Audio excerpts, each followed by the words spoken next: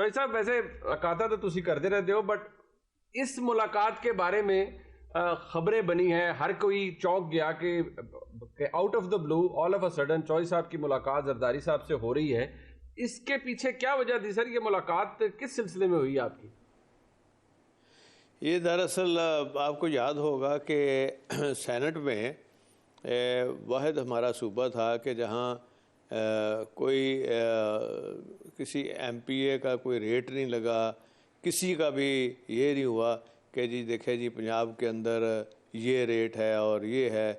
तो ये असल में मैंने और चीमा साहब और मोहन साहब ने ये सोचा कि क्यों ना हम ये एफ़र्ट करें ताकि किसी की बदनामी ना हो। सही। तो मुझे इल्म था कि हर जमात की अपनी अपनी एक वीकनेस थी, और मैंने उनको कहा कि जी देखें आप ये खींचातानी करने की बजाय ये निकाल लें कि आपकी सीटें कितनी बनती हैं किस जमात की। और वो फिर खैर सारी जमातों की बड़ी मेहरबानी है, उन्होंने बात मान ली। और बल्कि ख़ान साहब से पहले मैंने इमरान ख़ान साहब से पहले पूछा कि ये ना हो कि पहले आप उन्होंने कहा नहीं जी कर लें, इससे ठीक है आप कर लें। तो वो फिर कुछ हर जमात को उसकी वीकनेस का भी बताया, कुछ उनका जो अपना बनता था शेर अगर वो पूरा मिल रहा हो तो फिर किसी को इतराज़ नहीं हो सकता था। तो बहरहाल बड़ी मेहनत हुई, अल्लाह का शुक्र है।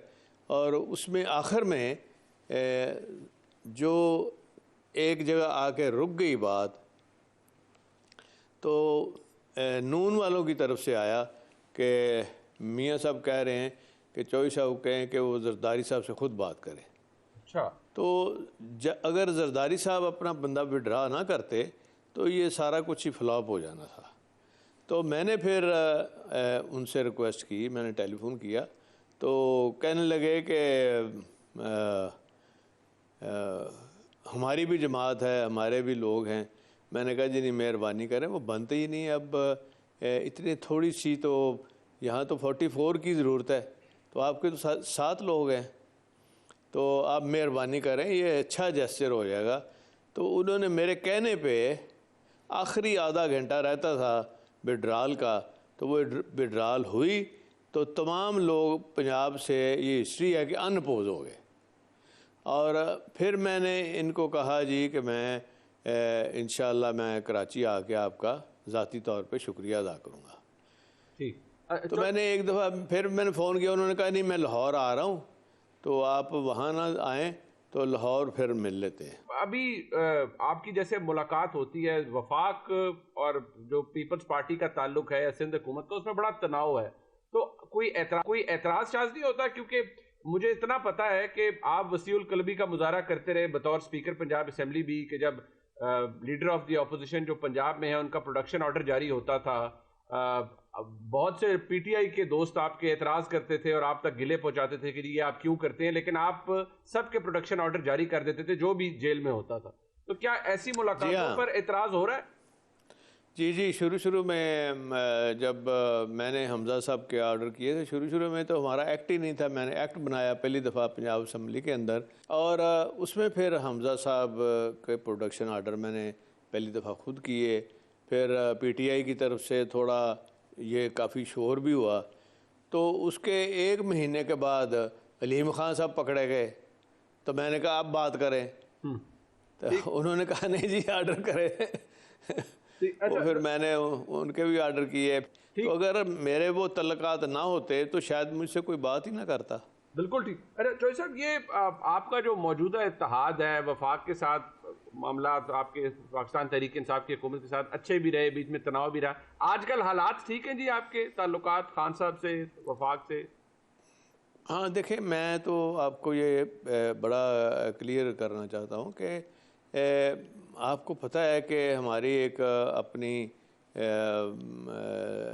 तारीख़ भी इस हवाले से है कि कभी किसी के साथ कोलेशन में हमने किसी को धोखा नहीं कभी दिया।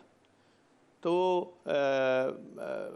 जरदारी साहब को मिलने का भी मोनिस को मैंने कहा जी कि उनको भी ख़ान साहब को आप इन्फॉर्म कर दें कि मैं मिलने जा रहा हूँ, उनका शुक्रिया अदा करना है। तो मैंने जरदारी साहब को भी बताया कि मैं तो आपको पता ही है कि हमारे जो तल्लुकात हैं, और मैं उनको भी बता दिया था। तो वो कोई ऐसी बात नहीं है कि कोई चीज़ छुपा के करने की ज़रूरत ही नहीं है। बिल्कुल ठीक। चौधरी साहब ये फरमाइए, पाकिस्तान तहरीक इंसाफ की हुकूमत, उनके वज़रा आजकल ये कह रहे, कोई कहते नहीं हम अगली दफ़ा आएंगे तो सिंध में भी हुकूमत बना लेंगे, अगली दफ़ा भी इमरान खान साहब की बारी है। आप पंजाब की सियासत को बड़ा ज़बरदस्त तरीके से जानते हैं सर, जो हालात हैं, परफॉर्मेंस देख लें, सब कुछ देख लें, क्या पाकिस्तान तहरीक इंसाफ दोबारा हुकूमत बना पाएगी 2023 के इलेक्शन में? अब देखें, आप माशाल्लाह बड़े मंजे हुए जर्नलिस्ट हैं। ये जो फील्ड की पॉलिटिक्स है, उस हवाले से सारे चीज़ें वाज़ेह हैं, और हम तो मशवरा दे सकते हैं। तो जितने ज़िमनी इलेक्शन हुए आपके सामने हैं, तो उसमें तो लूज़ किया है। तो ये अगर कुछ बातें अगर मानते, अब तो खैर 2 साल रह गए हैं, तो काफ़ी हालात बेहतर हो जाने थे और बेहतरी होनी थी। अब ये सारा डिपेंड करता है कि हमारे पास, इनके पास ये साल है कि ये यूटिलाइजेशन ऑफ बजट जो है ये इतना कर लें कि स्कीमें जो दे रहे हैं, जो अनाउंस कर रहे हैं, ये लग भी जाए ना पैसे। मिसाल के तौर पे मैं आपको बताना चाहता हूँ कि मैंने इतना शोर किया पिछली दफ़ा कि वज़ीराबाद कार्डियोलॉजी है उसको दें, उसको 70 करोड़ दें। इन्होंने दे दिया जी कि बजट में आ गया, जी बजट में आ गया। अच्छा, अब मुसीबत ये हुई, पता कब रिलीज़ हुआ है? इस बजट के आने से 1 माह पहले।